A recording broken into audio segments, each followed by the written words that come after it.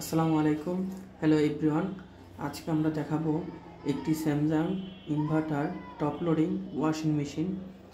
এটা মূলত টাপ ক্লিনিং করার জন্য কাস্টমার আমাদেরকে ডেকেছেন।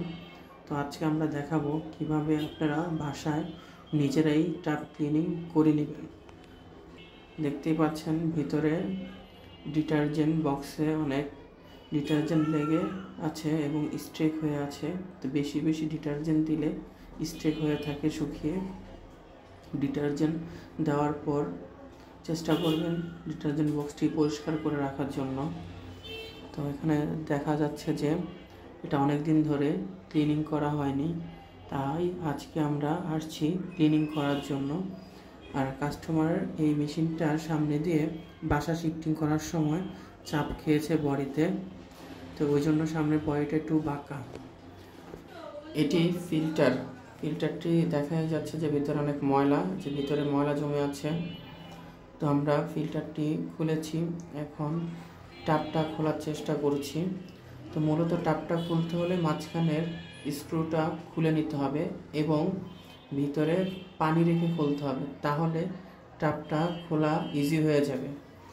আর যদি স্ক্রু খুলে ভিতরে পানি ছাড়া টাপটা উঠানোর চেষ্টা করেন তাহলে অনেক সময় লাগবে এবং কষ্ট হবে। তাই আমরা পানি দিয়ে খুলতেছি। পানি দেওয়া হয়েছে কিন্তু পানির পরিমাণটা কম হয়ে গিয়েছে, তাই আবার একটু পানি নিচ্ছি।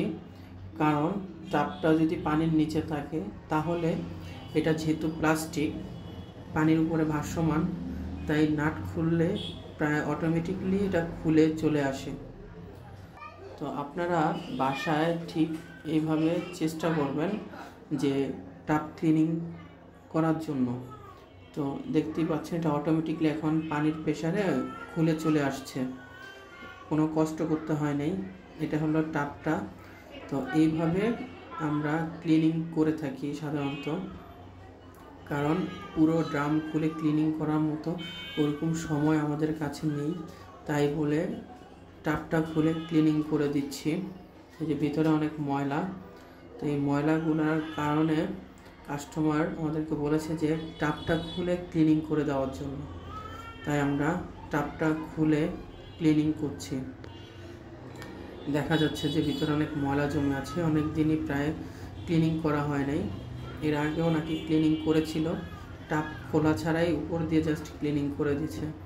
তাই আজকে আমরা এটা টাপটা খুলে কাস্টমার বাসায় ক্লিনিং করে দিয়েছি এবং কাস্টমারকে দেখানো হয়েছে যে টাপ যেই প্লেট, এটাকে ওয়াশ প্লেটও বলে, অনেকে টাপও বলে। তো মূলত হচ্ছে এটার নাম ফালসেটরও বলা হয়, আপনার ওয়াশ প্লেটও বলা হয়। তো এটার নিচে অনেক ময়লা ছিল, তো আমরা এটা ক্লিনিং করে আবার লাগিয়ে দিয়েছি। তো এখন হচ্ছে ভিতরে পানি দিচ্ছি, যে আর যদি ময়লা থাকে ওই ময়লাগুলো দিয়ে পানিটা দিয়ে ক্লিনিং করব। ভিতরে আমাদের পানির প্রয়োজন, তো পানি পুড়িয়ে নিচ্ছি ড্রামের মধ্যে। তো ভিতরে অনেক ময়লা ছিল চারপাশে ড্রামের, এগুলোও দেখাচ্ছি, যেসব ক্লিনিং হয়ে গিয়েছে। তো আপনারা বাসায় এইভাবেই ক্লিনিং করে নেবেন নিজেরাই।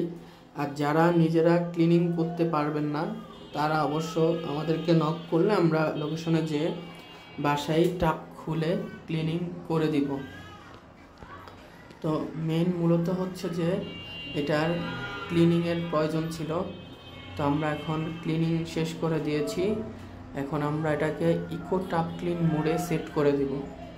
তো ইকো টাপ ক্লিন মোডটা আপনার প্রতি 1 মাস পর ইউজ করতে হয়, যেটা অটোমেটিকলি ড্রাম ক্লিনিং করে।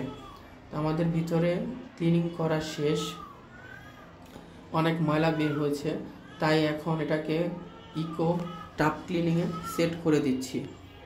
তো আপনারা আপনার বাসায় এভাবে প্রতি মাসে একবার করে ইকো টাপ ক্লিনিং করে নেবেন। আর যদি পারেন যে ওয়াশ প্লেটটা এটা খুলে বা পালসেটরটা খুলে ওয়াশ করে বা ক্লিন করে আবার সুন্দর মতো লাগিয়ে দিবেন। যাদের প্রয়োজন অবশ্যই আমাদের ইনবক্সে যোগাযোগ করবেন।